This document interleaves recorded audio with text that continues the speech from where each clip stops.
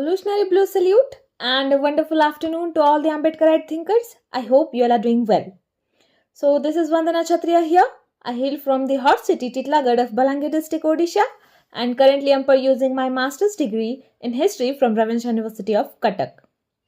First of all, I extend my heartfelt greetings to everyone on the auspicious occasion of Mata Savitribai Phule Jayanti, and I think it won't be wrong if I'll wish Happy Teachers' Day to all of you.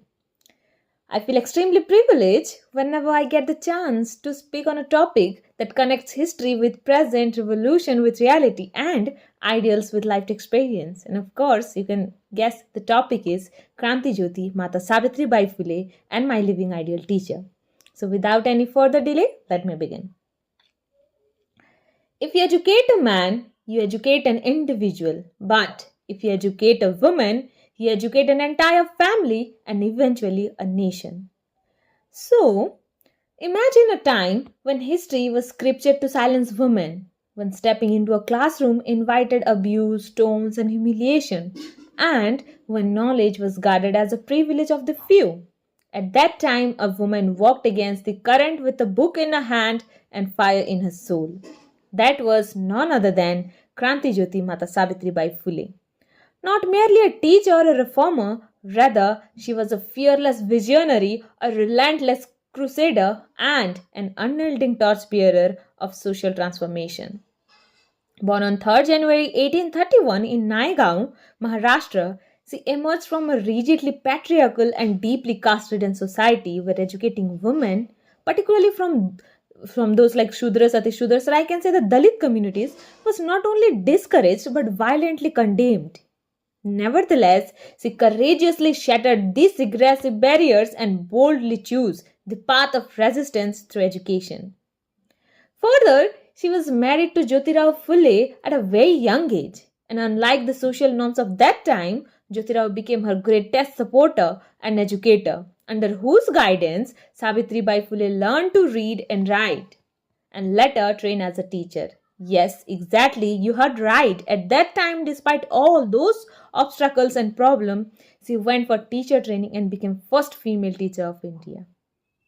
Then, together, this opened the first school for girls on 1st January 1848 at Bhidewada in Pune, Maharashtra, when educating women was a taboo by challenging Brahmanical patriarchy and caste-based oppression. For that, she faced serious social hostility. She was abused, threatened, and even attacked with stones and cow dungs while going to school. We can't even imagine that now. Yet, she never gave up because she firmly believed that education is the most potent weapon to emancipate the oppressed and awaken the silenced. Further, her reformative vision extends far beyond classrooms. She compassionately worked for widow remarriage, and for that they had dragged to court by so-called upper caste Brahmin, but fortunately the hearing was in favor of them. Then resolutely opposed female infanticide through the establishment of Bal Hatya Pratibandhak Griha and also founded Satyashodhak Samaj in 1873.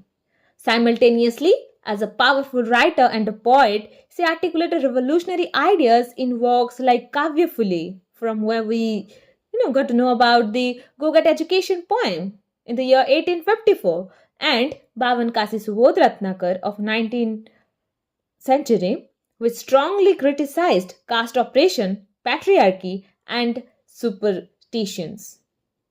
She laid the foundation for modern feminist and anti-caste movement in India, and her thoughts deeply influenced later reformers like our Babasaheb Ambedkar, who carried forward her mission of equality, education, and social justice. She did not just teach lessons, she taught resistance, courage, and self-respect.